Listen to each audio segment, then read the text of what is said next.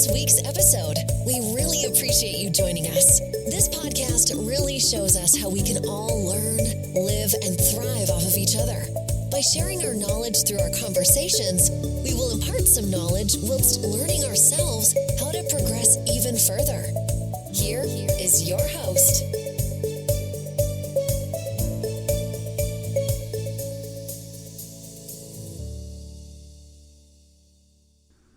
Hello, and thank you for tuning in today to Mind Hostage Podcast. I'm your host, Stephen Payne. I last talked about the subject of increasing your self-awareness. So today I want to take that to the next step. When we talked about increasing your self-awareness, on the basic level, we're talking about being aware of your own thoughts, your own emotions, and your own reactions. And so as we ponder increasing our self-awareness and what's next, I often say that's when you really start the true grind, and that the ability to apply the things that we've learned about self-help and combine that with self-awareness, you have embarked on a journey to change everything you've been conditioned to learn up until this point in your life. When you increase your self-awareness and you're able to identify, say for instance, negative thoughts that have prevailed for the years, then you have to be aware enough to identify that thought, reject it, and replace it with something positive.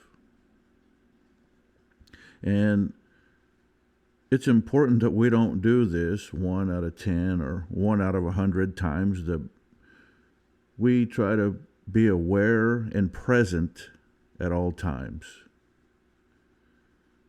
so we can identify that, reject it, and replace it in real time until that becomes a habit, until we retrain our thought processes. But today, I want to talk about identifying your ego. Now, I'm not going to get all Sigmund Freud on you today and go into the id and the ego and the superego. I'd rather to keep it simple.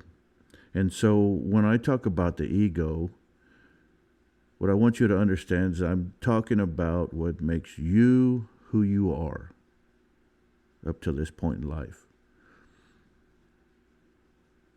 Now, there are some things associated with our ego that we can't help. There are some genetic predispositions that we have that make us who we are, that define our personality to a certain point. You guys that grew up with other family members and siblings that grew up similar age in the same household with siblings, and each one of you guys were very, very different in your own right. But those things that we have the ability to control are the lens that we've developed to view our life through at this point. And that lens, that filter, was created as a cumulative experiences in life. So there are individual experiences, good and bad, past traumas, past failures, maybe how we want to identify ourselves. Because after all, we all want to identify as a certain type of a person or with a certain group. We do things, make decisions, or migrate towards people in groups that we most closely want to associate ourselves with. And so when you start to put all these things together, how we want to be identified, how we want others to see us, then we begin to develop this filter in how we look at and react to different experiences in our life today. So when we view these experiences that we're going through in the now, we're viewing it through this old lens, this clouded lens that we've developed over the years as sometimes a protective mechanism. But that filter sometimes requires changing. That lens requires cleaning. And that's where understanding our own human ego comes into play. So let me use an example. I recently took some hit on social media from some folks who are really deeply engaged in what I want to call religious dogma. We had some communication about spirituality and some of the things that I've found in my near-death studies. And this person identified themselves very openly as a religious figure. And so I took some heat from this person who had a differing opinion, and that's fine. I think we all are entitled to our opinion. Again, those opinions are based on the filter that we view our life through. But this person looked at one of my videos, tagged it, and said, I watched 14 minutes of this video, and nowhere in it did you mention God. Now, as a person who has an ego that I have to battle on a daily basis, my first reaction was to become offended, because after all, I know what I do and why I do it to help other people. I help people who need to change their thought processes. I help people along their spiritual journey. Matter of fact, I've dedicated most of my life to helping other people. And so in that moment, being self-aware,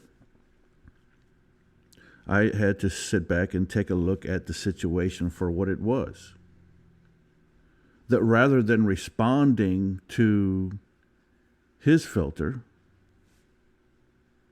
to his ego, and rather than responding in kind to him, I had to take a step back and go, well, he's entitled to his opinion. I don't feel the need to reject anybody's opinion. And by the way, in identifying with my ego, I have to understand that I no longer have the need to be right.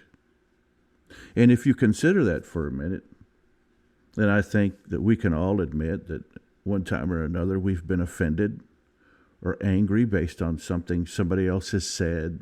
They've talked bad about us behind our back, or they've offended us in some way. Our emotional response to that was because that somehow insulted how we want to be seen. We don't want to appear weak. We don't want to appear wrong in somebody else's eyes. Or perhaps somebody said something in front of someone whose opinion, respect that you value, and somehow that you felt threatened how you were viewed by that person. So no matter what the cause, what was going through your mind, you were offended. And you lashed out with an emotional response. You became angry. Your blood pressure increased. Maybe you said something harsh in response to this person. And perhaps maybe this was a friend or a family member whose relationship was ultimately harmed as a result of both of you responding to your ego.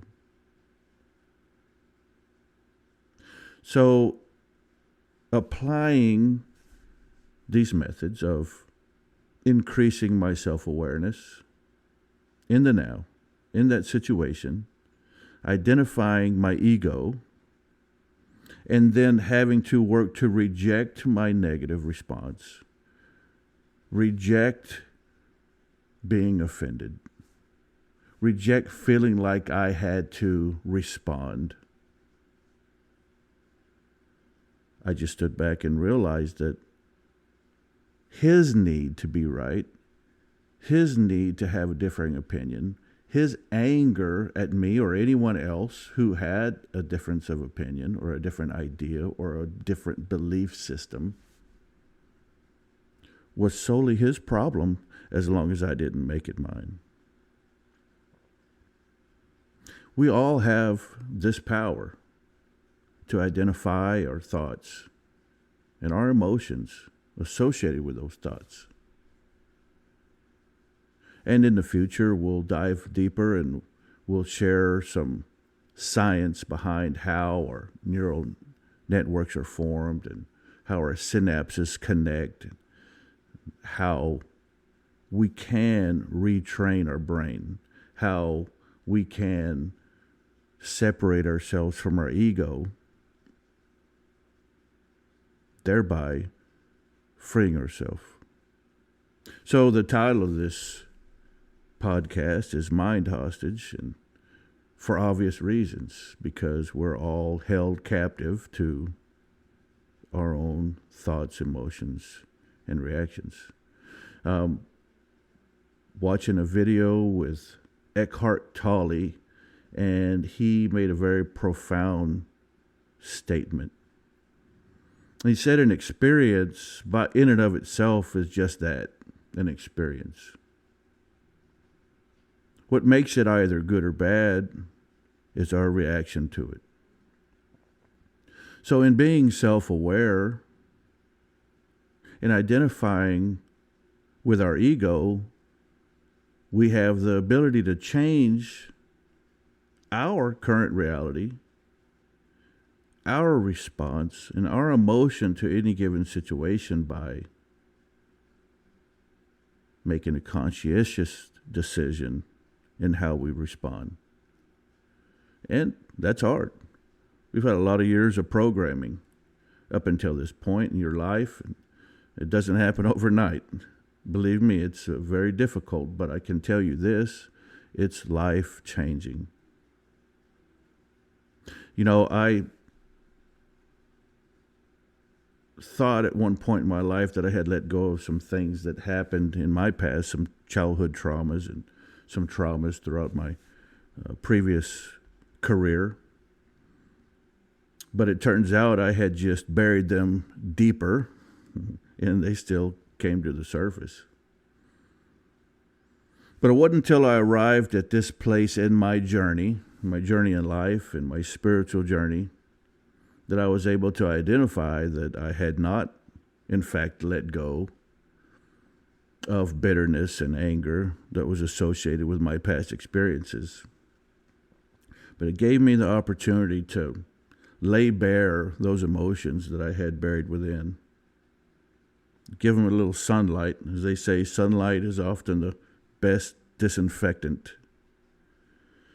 But I laid my heart bare.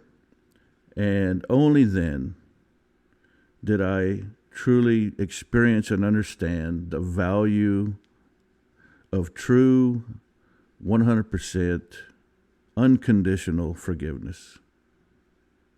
Because it was then that I realized that I had been held captive to my thoughts and emotions of those things that I continued to play in my mind on a loop over and over and over again.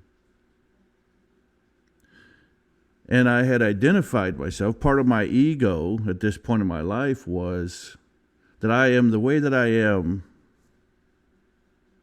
now because of the experiences in my past.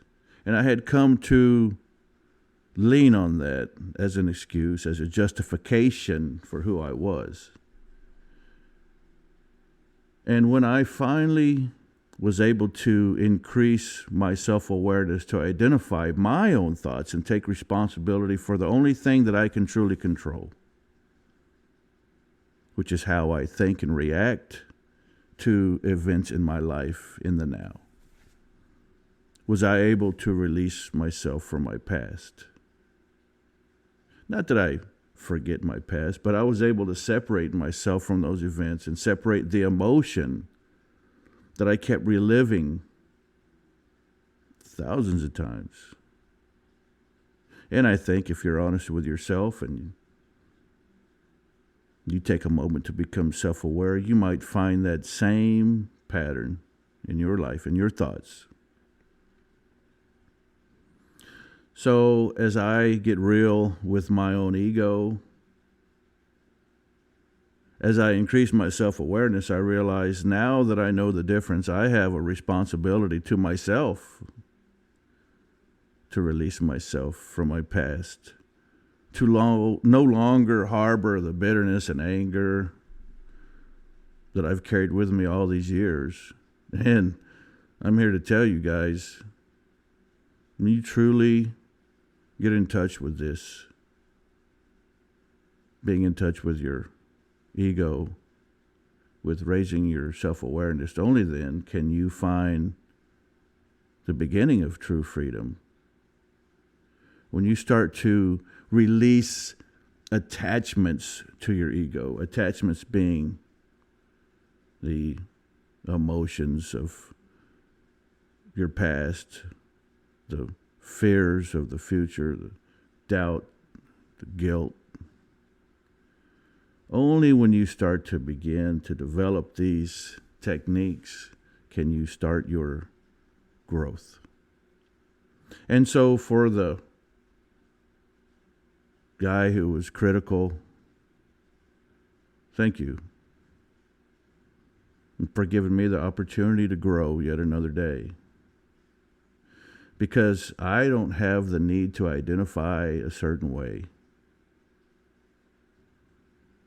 I simply am. I give of myself. I don't worry what others think of me anymore. And man, does it feel good. So I invite and encourage you guys to spend a little time taking a look at what makes you who you are today and identifying ways that you can take steps to change that. We'll go into further detail about the ego in our next episode. We're going to take this a step at a time with baby steps. As we continue to progress on this journey together, we'll have some experts come on.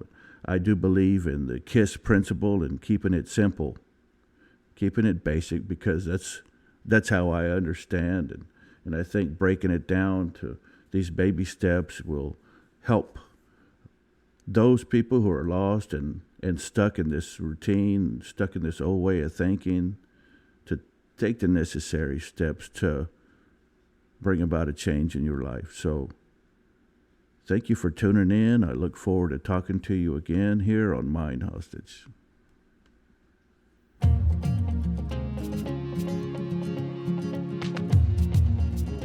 Loved what you've heard on this week's episode? Well, the answer is simple.